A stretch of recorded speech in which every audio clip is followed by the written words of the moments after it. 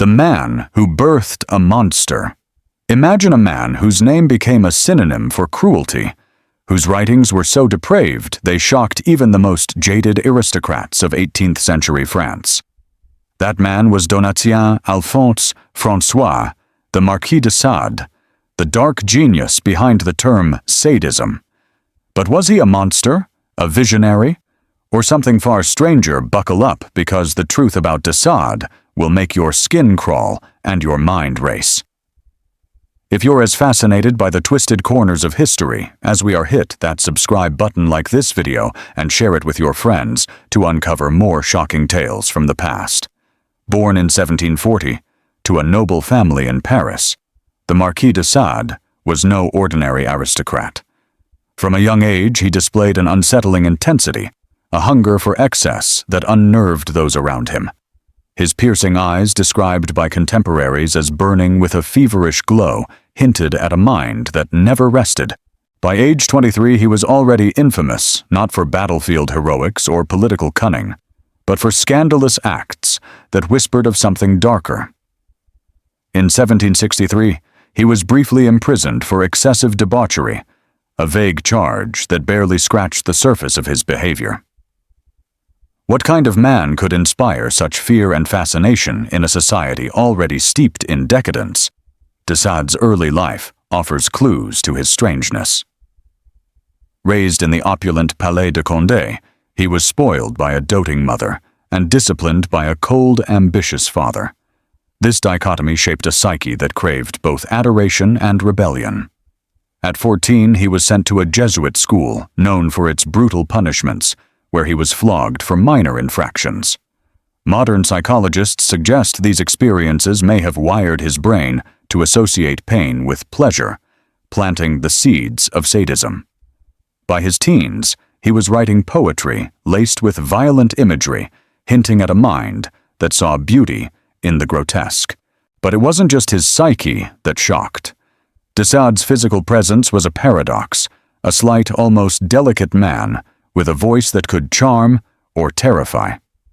One contemporary described him as a velvet glove hiding a steel fist. In 1768, he lured a young widow, Rose Keller, to his rented cottage under the pretense of offering work. What followed was a horrifying ordeal. Keller was whipped, bound, and terrorized for hours. She escaped and reported him, sparking a public outcry. Yet de Sade's noble status shielded him. He was fined and briefly exiled, a slap on the wrist for a man who seemed to revel in breaking every moral boundary. This incident wasn't isolated. De Sade's appetite for control extended beyond the physical. He began writing, pouring his darkest fantasies into works like Justine and the 120 Days of Sodom. These weren't mere stories, they were manifestos of depravity, blending philosophy with acts so vile they were banned for centuries. His writings didn't just shock, they challenged the very foundations of morality, arguing that human nature was inherently selfish and cruel. In a world ruled by kings and clergy, this was heresy. By 1777, de Sade's scandals landed him in the Bastille, where he spent over a decade scribbling furiously in his cell. His words became his rebellion, his prison a crucible for ideas that would outlive him. What drove this man to such extremes? Was it madness, genius, or a perverse kind of honesty about the human condition? The Marquis de Sade wasn't just a product of his time, he was a mirror reflecting its darkest impulses. His life forces us to ask, how thin is the line between civilization and chaos? Stick around to find out, because the next chapter of de Sade's story is even wilder. The scandal that shook Versailles. The Marquis de Sade wasn't just a man who flirted with darkness, he danced with it, and his partners were often unwilling. By the late 1760s, his name was whispered in the gilded halls of Versailles, not with admiration, but with a mix of fear and morbid curiosity. What kind of man could make even the most decadent courtiers blush? If you're hooked on this twisted tale of history's darkest aristocrat, hit that subscribe button, like this video, and share it to spread the word about these shocking stories. Let's dive into the scandal that turned de Sade from a nobleman into a pariah, revealing a side of him that's both horrifying and strangely magnetic. By 1772, de Sade was 32, married to Renée Pélagie de Montreuil, a quiet, devout woman who seemed his opposite in every way. Their marriage was a facade, a social contract to maintain his status while he pursued his insatiable desires. Renée Pélagie, described by historians as meek but fiercely loyal, was both his shield and his victim, enduring his scandals to protect the family name. But even her devotion couldn't contain the storm brewing in de Sade's life. That storm broke in Marseille in an incident so outrageous it became the talk of Europe. In June 1772, de Sade hosted a private party at his rented house in Marseille. What began as a lavish gathering of wine, music, and flirtation took a sinister turn. He offered his guests several young women, including 4 sex workers, candies laced with an aphrodisiac, likely cantharidin, known as Spanish fly. This wasn't a harmless prank. The drug caused violent illness, with some women collapsing in agony, vomiting blood, and writhing in pain. De Sade, however, seemed exhilarated by the chaos, reportedly laughing as he watched their suffering. When the women realized they'd been poisoned, they fled, and word of the Marseille affair spread like wildfire. The fallout was swift and brutal. The women's accusations led to charges of poisoning and sodomy crimes, punishable by death in 18th century France. De Sade fled to Italy with his sister-in-law Anne Prosper, sparking rumors of an incestuous affair. This added fuel to the fire, painting him as a man who defied every moral code. The French authorities sentenced him to death in absentia, burning his effigy in a public square.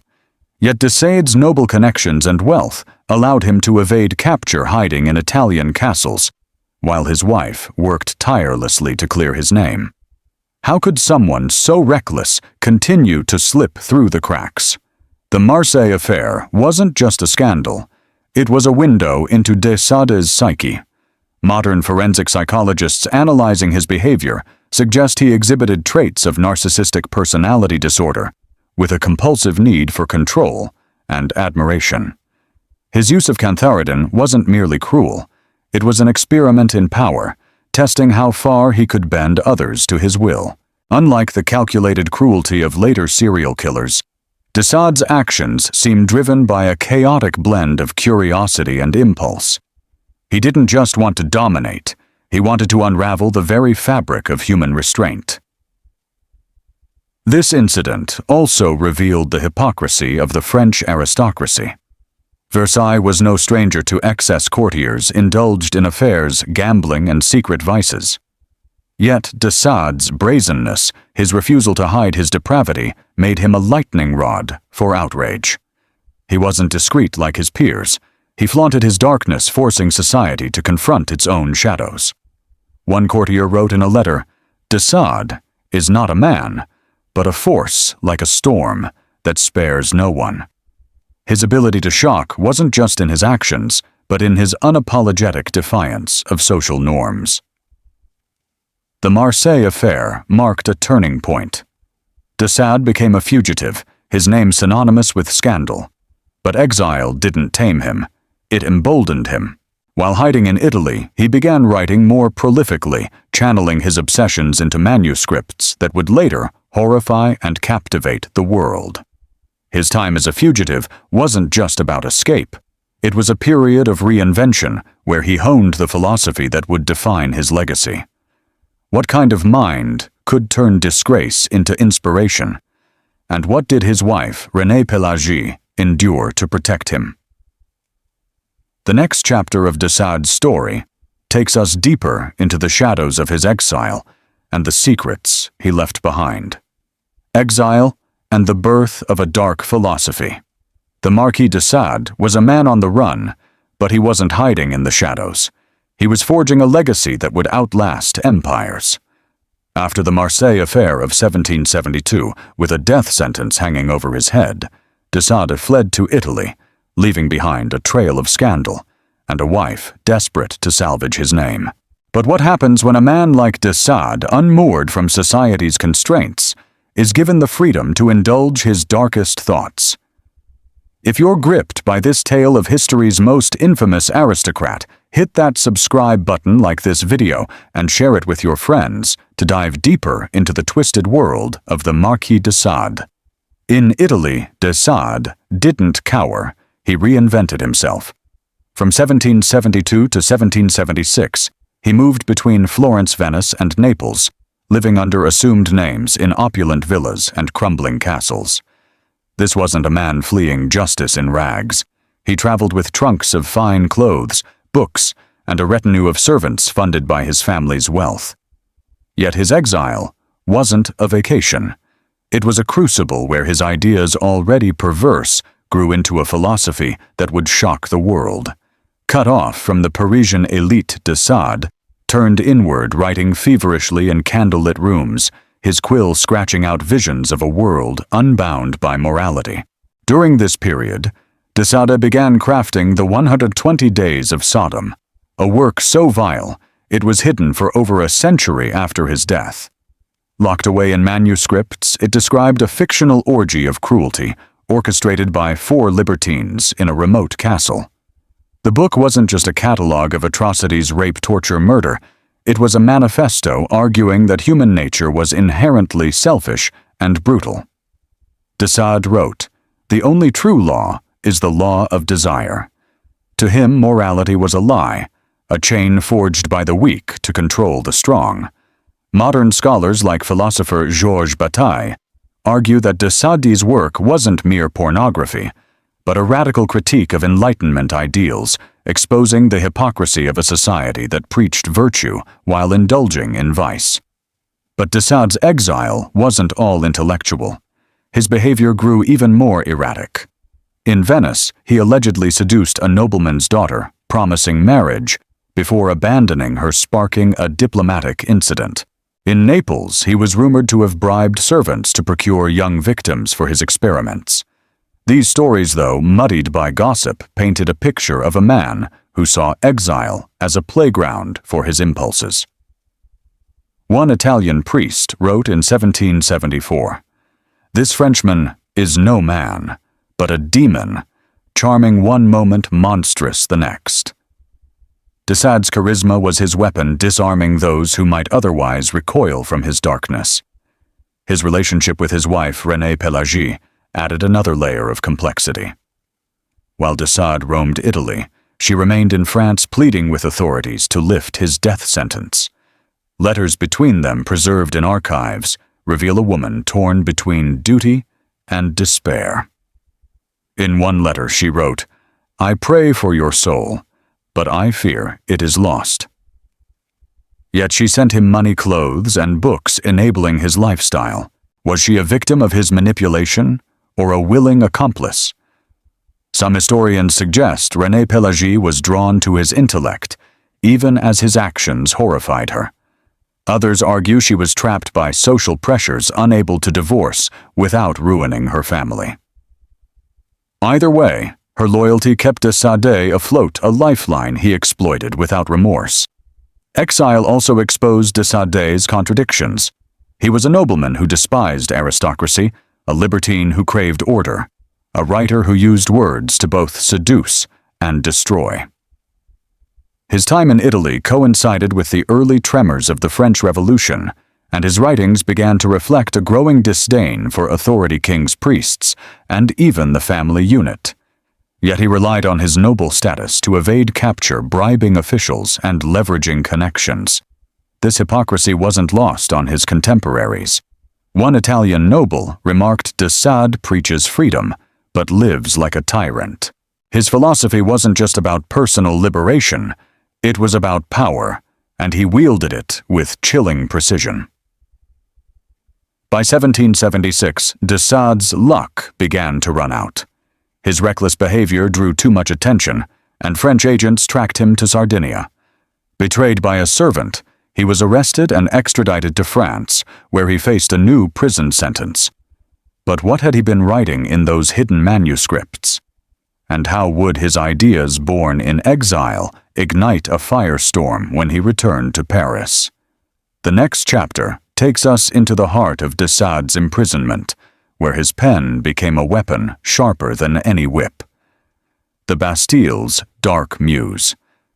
The Marquis de Sade was no stranger to cages, but the Bastille was no ordinary prison. It was a fortress of silence, meant to break men's souls. In 1777, after his capture in Sardinia, de Sade was dragged back to France and locked in the infamous Paris stronghold. His crimes poisoning sodomy and a string of scandals had made him a symbol of everything the French crown despised. Yet within those stone walls, de Sade didn't crumble. He thrived, turning his cell into a twisted sanctuary where his darkest ideas took flight. If you're captivated by this plunge into history's most depraved mind, hit that subscribe button like this video and share it to uncover more shocking tales. Let's explore how the Bastille became the crucible for de Sade's most infamous works. The Bastille in 1777 was a grim monolith, its towers looming over Paris like a warning. De Sade, now 37, was confined to a damp 6-by-8-foot cell with a single barred window. The air reeked of mildew, and the only sounds were the groans of other prisoners and the clank of iron doors. Most men would have despaired, but de Sade was different. He demanded paper, ink, and candles, transforming his cell into a writer's den. Between 1777 and 1784, he produced some of his most notorious works, including drafts of Justine and revisions of the 120 Days of Sodom. These weren't just stories, they were bombshells crafted to explode the moral foundations of his era. De Sade's prison writings were a descent into a world where cruelty was king. Justine, published later in 1791, told the story of a virtuous woman destroyed by a parade of sadistic villains.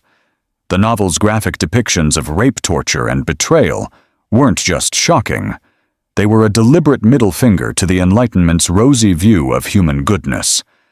De Sade argued that virtue was a lie, that power and pleasure were the only truths. Modern literary critics like Camille Paglia call his work a savage satire, exposing the hypocrisy of a society that preached morality, while its elite indulged in vice. But to his contemporaries, it was blasphemy, a book so dangerous it was burned in public squares. Life in the Bastille wasn't just about writing, though. De Sade's behavior in prison was as erratic as ever. He charmed guards into smuggling him wine and books, then raged when his demands weren't met, once flooding his cell by clogging the drains in protest. His letters to his wife, Renée Pélagie, swung between tender pleas and vicious insults. In one he wrote, "You are my angel, my only hope only to call her a wretched fool days later when she failed to secure his release." Renée Pélagie visited him regularly, enduring his tirades while smuggling out his manuscripts. Her loyalty baffled even de Sade's jailers, one of whom noted, "She loves him as if he were a saint, not a devil." Was she deluded, or did she see something in him others couldn't? De Sade's time in the Bastille also revealed his physical toll. Years of excess wine-rich food and debauchery had left him frail, his once delicate frame now gaunt. He suffered from rheumatism and eye infections, likely exacerbated by the prison's damp conditions. Yet his mind remained razor-sharp. He memorized entire passages of his work, fearing his papers would be confiscated. One guard reported de Sade pacing his cell at night, muttering dialogues between fictional torturers and their victims, as if rehearsing a play. This obsession wasn't just creative, it was compulsive, a sign of a mind that couldn't stop exploring the abyss. The Bastille also connected de Sade to the brewing unrest in France. By the 1780s, the prison held political dissidents, and whispers of revolution echoed through its walls. De Sade, ever the opportunist, began weaving revolutionary ideas into his writing railing against kings and priests. In 1784, he wrote a letter smuggled out to a friend declaring, "The throne will fall, and I shall laugh from my cell." His words were prophetic. 5 years later, the Bastille would fall, sparking the French Revolution. But de Sade's revolutionary zeal was less about justice and more about chaos. He saw in the uprising a chance to unleash the desires he'd championed in his work. His imprisonment wasn't just a punishment, it was a paradox. The Bastille was meant to silence him, but it gave him a voice. His manuscripts hidden in his cell's walls survived to haunt future generations. But what would happen when de Sade, a man who thrived in confinement, was set free? And how would his ideas forged in darkness clash with a France on the brink of revolution? The next chapter takes us to the storming of the Bastille and de Sade's unexpected role in its fall. The Bastille falls and the monster walks free. The Marquis de Sade was a man who thrived in chains. But what happens when a caged beast is unleashed on a world already tearing itself apart? In July 1789, the Bastille fell, its stone walls crumbling under the fury of a Parisian mob. De Sade, locked inside for over a decade, wasn't just a bystander. He played a role in the chaos that would reshape France. His release wasn't a triumph of justice, but a dark twist of fate, setting the stage for a new chapter of scandal and reinvention. If you're riveted by this descent into the mind of history's most twisted aristocrat, hit that subscribe button like this video and share it with your friends to uncover more shocking tales from the past. By 1789, de Sade was 49. His body weakened by years in the Bastille, but his spirit unbowed. The French Revolution was igniting, fueled by hunger, inequality, and rage against the monarchy. The Bastille, a symbol of royal oppression, was a powder keg, and de Sade, ever the provocateur, couldn't resist lighting a match. From his cell, he smuggled out inflammatory letters urging Parisians to storm the prison. One account preserved in revolutionary archives claims he shouted from his window, "They're killing prisoners in here, rise up." His words, whether true or exaggerated, fanned the flames of rebellion. On July 14, 1789, the mob attacked, and the Bastille fell in a storm of gunfire and blood. De Sade's role in the fall is debated by historians. Some call him a catalyst, a voice of defiance that galvanized the crowd. Others argue he was an opportunist, exaggerating his influence to claim a revolutionary halo. Either way, when the prison's gates were pried open, de Sade walked free, not as a hero, but as a ghost from a darker era. His manuscripts, including the 120 Days of Sodom, were nearly lost in the chaos, but he'd hidden them in his cell's walls, a secret he retrieved before fleeing. This act of preservation wasn't just about his writing. It was about ensuring his ideas would outlive the revolution. Freedom, however, didn't tame de Sade. Paris in 1789 was a city of upheaval, with guillotines rising and aristocrats fleeing. De Sade, now a free man, saw opportunity in the chaos. He reinvented himself as Citizen Sade, a supposed champion of the revolution. He joined revolutionary committees, delivering speeches that echoed the rhetoric of liberty, while masking his true motives. In 1790, he published Justine, or The Misfortunes of Virtue, under a pseudonym, hoping to capitalize on the era's hunger for radical ideas. The book's graphic content, tales of innocence crushed by cruelty, shocked even revolutionary Paris, where violence was becoming routine. One critic wrote, "Sade's pen is a blade cutting through our illusions of goodness," but de Sade's revolutionary pose was a facade. He despised the mob as much as he despised the aristocracy, seeing both as slaves to their passions. His speeches, preserved in pamphlets, reveal a man playing a dangerous game, aligning with the revolution to avoid suspicion, while privately mocking its ideals. He wrote to a friend in 1791, "The people think they're free, but they've only traded one master for another." This cynicism made him enemies, Jacobins. The revolution's radical leaders distrusted his noble roots, while royalists saw him as a traitor. De Sade was a man without allies walking a tightrope in a city ready to explode. His personal life was no less chaotic. Renée Pélagie, his long-suffering wife, had endured his imprisonment, but freedom strained their marriage to the breaking point. In 1790, she filed for separation, citing his monstrous behavior and refusing to live with a man who seemed to revel in the revolution's bloodshed. De Sade, now living in a modest Paris apartment, took up with a young actress, Marie-Constance Quesnay, whom he called his second wife. Marie-Constance, described as vibrant and fiercely independent, was an unlikely match for a man twice her age. Yet she stayed with him, perhaps drawn to his intellect or the danger he embodied. Their relationship, though passionate, was marked by de Sade's controlling nature, with letters revealing his demands for her absolute loyalty. Modern psychologists analyzing de Sade's post-Bastille years suggest he was driven by a need to reclaim power after years of confinement. His revolutionary posturing, his writing, even his new romance, all were attempts to assert control in a world spiraling into anarchy. But his freedom was precarious. By 1793, the revolution had turned on itself, with the Reign of Terror sending thousands to the guillotine. De Sade's noble title and radical writings made him a target. He was arrested again, this time as a suspected counter-revolutionary, and faced a death sentence.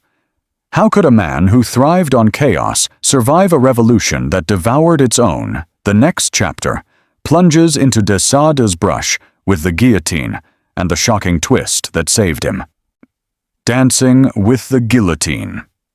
The Marquis de Sade had always played with fire, but in 1793 he found himself staring into the jaws of the French Revolution's deadliest machine, the guillotine. Paris was a blood-soaked stage, with heads rolling daily as the Reign of Terror consumed friend and foe alike. De Sade, once a self-styled revolutionary, was now a prisoner, again his noble blood, and radical writings marking him as a traitor to both sides. How could a man who thrived on chaos escape a fate that spared no one? If you're gripped by this twisted tale of history's darkest aristocrat, hit that subscribe button like this video and share it to spread the word about these shocking stories. Let's dive into de Sade's brush with death and the bizarre twist that kept his head on his shoulders. By 1793, the French Revolution had descended into paranoia. The Jacobins, led by Robespierre, saw enemies everywhere, and de Sade's aristocratic title made him a prime target.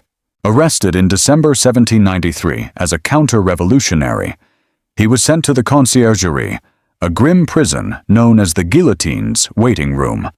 The cells were overcrowded, reeking of sweat and fear, with prisoners whispering prayers or cursing their fate. De Sade, now 53, was no longer the charming nobleman of his youth. His health was failing, rheumatism crippled his joints, and his eyesight was fading, but his mind remained a furnace of defiance. He wrote in a smuggled letter, "They may take my life, but never my truth." De Sade's trial was a farce.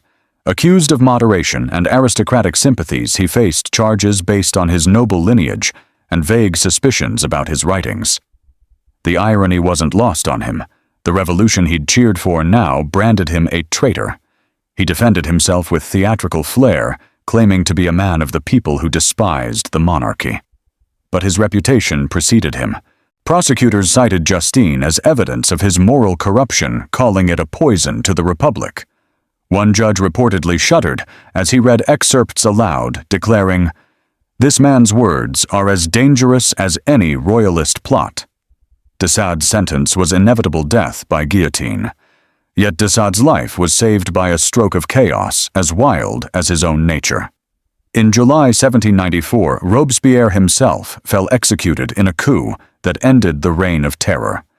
The prisons overflowing with condemned men and women were thrown into disarray. De Sade's name was on the execution list, but a clerical error, some say a bribe from his lover, Marie-Constance Quesnay, kept him from the blade. On July 27, 1794, as guillotines stood idle, De Sade walked free a ghost in a city still reeling from bloodshed. Modern historians marvel at his luck, with some suggesting his survival was less about fate and more about his knack for manipulating those around him. Freedom didn't mean safety, though. Paris was a fractured city, with factions vying for power and survivors nursing grudges. De Sade, now penniless and estranged from his wife, leaned on Marie Constance for support. She rented a small apartment where he continued writing, churning out plays and political pamphlets to survive. His 1795 novel, Philosophy in the Bedroom, was a brazen return to form, blending pornography with revolutionary rhetoric. It shocked even the post-revolutionary elite, who were growing weary of excess. One critic wrote, "Sade's pen is a plague infecting all who read it." Yet the book found a secret audience among those hungry for forbidden ideas, cementing his underground fame. De Sade's post-terror life revealed a man caught between reinvention and ruin. He tried to align himself with the new regime, the Directory, but his reputation made him untouchable. Former allies shunned him, and his family, once wealthy, was now crippled by revolutionary seizures of noble estates. His son Louis-Marie, a soldier in the Revolutionary Army, publicly disowned him, calling his father a stain on our name. This rejection stung De Sade, who wrote in a rare moment of vulnerability, "I am alone, but my words will live." Modern psychologists see this period as a turning point where De Sade's narcissism gave way to a desperate need for legacy, driving him to write more prolifically than ever. But De Sade's freedom was fragile. His writings, once hidden in prison cells, were now circulating in Paris, drawing the attention of a new government eager to restore order. By 1801, Napoleon Bonaparte's regime was cracking down on immoral literature, and De Sade's name was at the top of the list. His refusal to temper his work or his behavior set the stage for his final fall.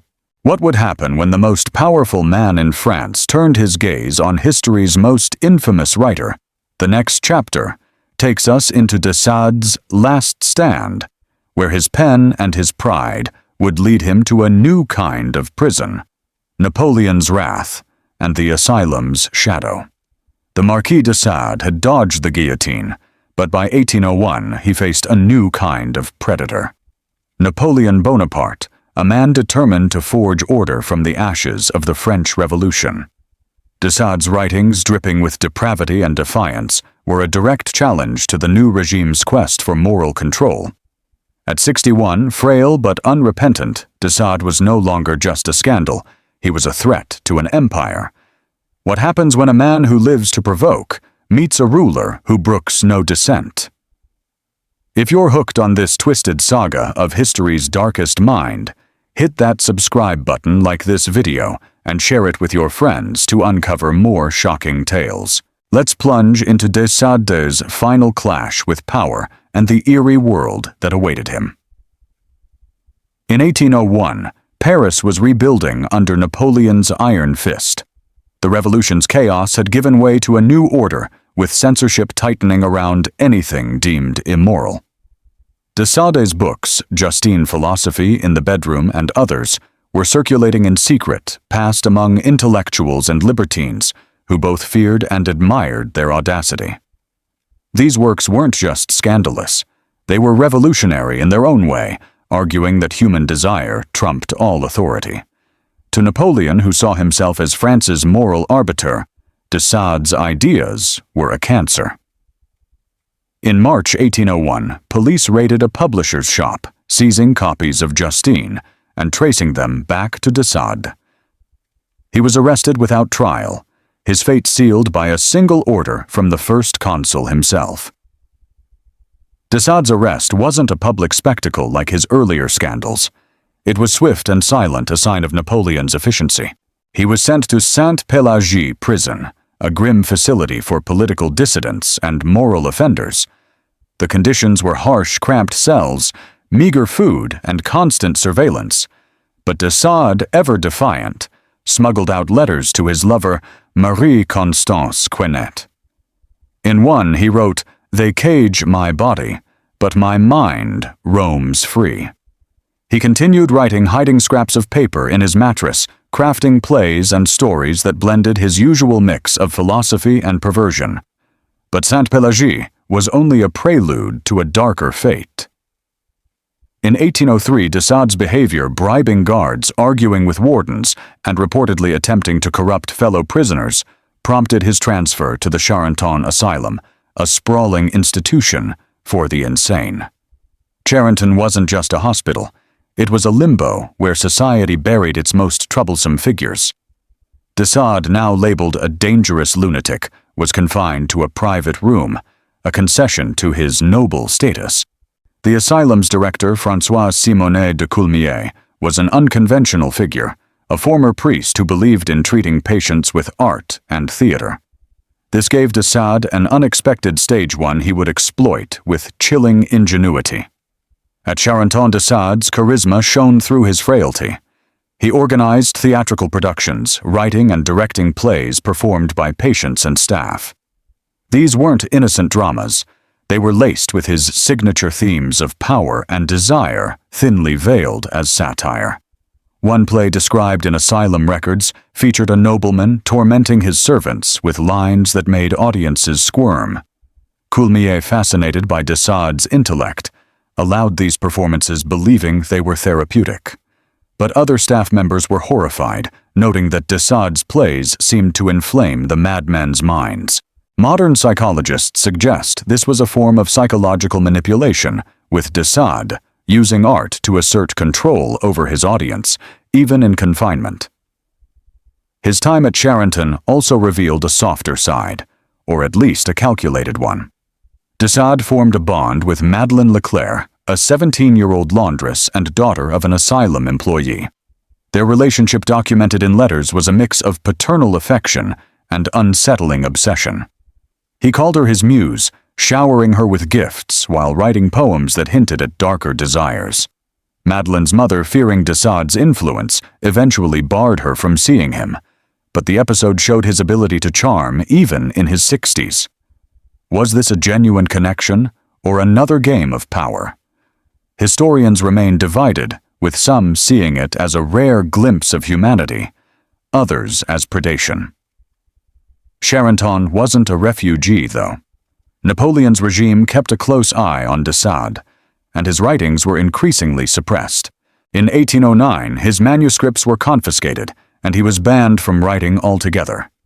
This blow struck at his core. He once wrote, "My pen is my freedom, my only rebellion."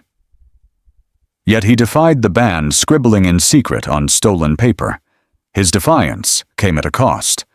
By 1810, his health was deteriorating. Chronic pain, failing vision, and respiratory issues plagued him. But his mind remained unbowed, plotting one final act of rebellion. What would de Sade, a man who lived to shock, do in his final years to ensure his name would echo through history? The next chapter takes us into the twilight of his life and the legacy that refused to die. The final defiance. The Marquis de Sade was a man who refused to be silenced, even as his body betrayed him, and the world sought to erase his name. By 1810, at 70 years old, he was a shadow of the vibrant libertine who once scandalized Versailles, confined to the Charenton asylum under Napoleon's watchful eye. Yet in the twilight of his life, de Sade's mind burned brighter than ever, plotting one last act of rebellion that would ensure his infamy for centuries. How does a man stripped of freedom and facing death cement a legacy that still shocks the world? If you're enthralled by this dark journey through history's most twisted mind, hit that subscribe button like this video and share it with your friends to uncover more shocking tales. Let's dive into de Sade's final years and the audacious defiance that defined his end. Charenton Asylum in 1810 was a place of contradictions, a mix of progressive therapy and brutal confinement. De Sade, housed in a sparse but private room, was both a patient and a prisoner, his noble status granting him small privileges like books and a desk, but his every move was scrutinized. The ban on his writing imposed in 1809 was a blow to his soul. For de Sade, words were his weapon, his way of spitting in the face of authority. Yet he defied the prohibition with cunning. Using stolen scraps of paper and smuggled ink, he continued to write in secret, hiding his work in cracks in the walls or under his mattress. These clandestine manuscripts included revisions to Juliet, the companion novel to Justine, a sprawling epic of vice triumphant that he considered his masterpiece. De Sade's health was crumbling. Chronic rheumatism left him barely able to walk, and his lungs rattled with each breath, likely from tuberculosis contracted in the damp cells of his earlier imprisonments. Yet his spirit remained unbroken. He continued to direct plays at Charenton, turning the asylum's theater into a stage for his ideas. These performances, attended by Parisian intellectuals and curious aristocrats, were laced with subversive themes: power, betrayal, and forbidden desire. One attendee, a journalist, wrote in 1811, "Sade's plays are a mirror to our darkest selves, both mesmerizing and repulsive." The asylum's director, François Simonet de Coulmiers, indulged him, believing the theater was therapeutic, but others saw danger. A visiting doctor warned this man's words poisoned the air, even in a madhouse. De Sade's relationship with Madeleine Leclerc, the young laundress, remained a strange anchor in his final years. Though her mother had forbidden contact, de Sade found ways to send her letters and small gifts, calling her "my light in this darkness." These exchanges, preserved in asylum records, are hauntingly ambiguous. Some historians see them as evidence of a softer side, a yearning for connection in a life marked by isolation. Others argue they were manipulative, an old man's attempt to wield power over a vulnerable girl. Madeleine herself later described de Sade as kind, but frightening, a paradox that captures his essence. Modern psychological analysis suggests this relationship reflected his lifelong need for control, cloaked in affection, to mask its darker undercurrents. Outside, Charenton de Sade's family was unraveling. His children, now adults, had distanced themselves, ashamed of his legacy. His son, Louis-Marie, a military officer, refused to visit, writing in a letter, "My father's name is a curse I cannot bear." His daughter, Madeleine Laure, lived in obscurity, avoiding any mention of him. This rejection fueled de Sade's determination to preserve his writings, which he saw as his true heirs. In 1812, he entrusted a trusted orderly with a bundle of manuscripts, including the 120 Days of Sodom, instructing him to hide them from authorities. "These pages are my immortality," he reportedly said, a chilling prophecy that would prove true. De Sade's defiance extended to his clashes with Charenton's staff. He mocked the asylum's religious overseers, refusing their attempts at confession or repentance. In one incident recorded by a nun, he declared, "God is a fiction for fools. I answer only to myself." This blasphemy outraged the staff, who tightened his restrictions, but de Sade reveled in their anger, seeing it as proof of his power. His behavior aligns with modern diagnoses of narcissistic personality disorder, where defiance becomes a shield against vulnerability. Even as his body failed, he refused to bow, writing in a secret note, "They may kill me, but they will never kill my truth." By 1814, de Sade's health was critical. His vision was nearly gone, and he relied on orderlies to read his own work back to him. Yet he continued to write, driven by a need to leave a mark on a world that despised him. As Napoleon's empire began to crumble, de Sade sensed a shift, a chance for his ideas to find new life in a changing Europe. But would he live long enough to see his legacy take root? And what secrets did he hide in his final days that would haunt the world long after his death? The final chapter unveils de Sade's last moments and the shocking afterlife of his ideas. The Immortal Shadow. The Marquis de Sade's life was a storm that tore through the fabric of his time, leaving behind a legacy as unsettling as the man himself.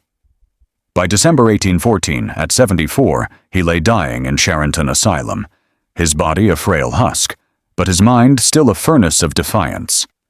The world had tried to cage him, burn his books, and erase his name, but de Sade's final act ensured his shadow would loom over history for centuries. What kind of man leaves behind a legacy that both repulses and fascinates, a name synonymous with the darkest corners of the human psyche? If you've been gripped by this twisted tale of history's most infamous aristocrat, hit that subscribe button like this video and share it to spread these shocking stories. Drop a comment below. What do you think of de Sade's legacy? Let's dive into his final moments and the chaos he left behind. In his last days, de Sade was a paradox, a man weakened by illness, yet unyielding in spirit. Confined to his room at Charenton, he suffered from respiratory failure and crippling pain, his once piercing eyes clouded by cataracts. Yet he continued to write, dictating to a trusted orderly when his hands failed him. His final work, a play titled The Misfortunes of Vice, was a thinly veiled autobiography celebrating a life of rebellion against morality. Smuggled out of the asylum, it was never performed in his lifetime, but its existence was a final middle finger to his captors. De Sade knew his time was short, yet he refused to repent, telling a priest who offered last rites, "I'll meet no God, but my own desires." On December 2nd, 1814, de Sade died quietly in his sleep, a stark contrast to the chaos of his life. His death was barely noted in Paris, where Napoleon's fall and the restoration of the monarchy dominated headlines. But de Sade had planned for his afterlife. In his will, he demanded his body be buried without ceremony in an unmarked grave, a final act of defiance against a society that sought to judge him. He also entrusted his manuscripts to Marie Constance Quesnay, his loyal companion, with instructions to preserve them at all costs. "My words will outlive their hatred," he wrote, in a final letter, a prophecy that would prove chillingly accurate. The immediate aftermath of de Sade's death was a battle over his legacy. His son Louis-Marie burned many of his manuscripts, desperate to erase the family's shame. But the 120 Days of Sodom, hidden in the Bastille's walls decades earlier, survived, rediscovered in 1904 by a German scholar. When published, it shocked the world anew with its graphic depictions of cruelty, cementing de Sade's reputation as the father of sadism. Other works like Justine and Juliet found underground audiences, passed among intellectuals like forbidden fruit. By the 20th century, thinkers like Sigmund Freud and Simone de Beauvoir were dissecting de Sade's ideas, seeing in them a raw exploration of human nature's darkest impulses. Freud wrote in 1915, "Sade forces us to confront what we dare not name in ourselves." De Sade's influence wasn't just literary, it was cultural dynamite. His name became a byword for cruelty, coined as sadism by psychologists like Richard von Krafft-Ebing in 1886. His writings inspired artists from the Surrealists, who hailed him as a rebel against repression, to filmmakers like Pier Paolo Pasolini, whose 1975 film, Salo, adapted the 120 Days of Sodom into a harrowing critique of fascism. Yet his legacy also sparked revulsion. Moralists condemned him as a monster, while feminists like Andrea Dworkin argued his work glorified violence against women. Even today, de Sade remains a lightning rod, his ideas debated in university lecture halls and online forums. A 2023 X-post called him the ultimate troll of history, exposing humanity's hypocrisy. Is he a villain, a visionary, or both? The emotional weight of de Sade's story lies in its victims. Women like Rose Keller and the Marseille victims suffered real trauma, their pain reduced to footnotes in his legend. René Pelagie, his wife, endured decades of shame and heartbreak, her loyalty repaid with betrayal. Even Marie Constance, who stood by him until the end, lived in his shadow, her own story obscured. De Sade's life forces us to grapple with a brutal truth. Genius and cruelty often walk hand in hand, and history often glorifies the former while ignoring the latter's cost. His philosophy, stripped of its violence, asks a question that still haunts us. Are we truly free, or are we bound by desires we refuse to admit? De Sade's legacy is a paradox. A man who preached freedom while enslaving others, who exposed society's hypocrisy while embodying its worst excesses.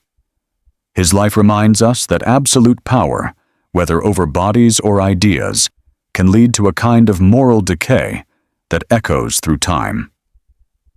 As we close this tale, one image lingers: a tattered manuscript hidden in a prison wall, waiting to unleash its horrors on a world unprepared. The Marquis de Sade wasn't just a man, he was a mirror reflecting the chaos we all carry within. If this story shook you, subscribe to Weird History Unveiled, like this video, and share it to spread these chilling tales. Comment below: is de Sade a monster, a genius, or something else entirely? Let us know what historical figure you want us to uncover next.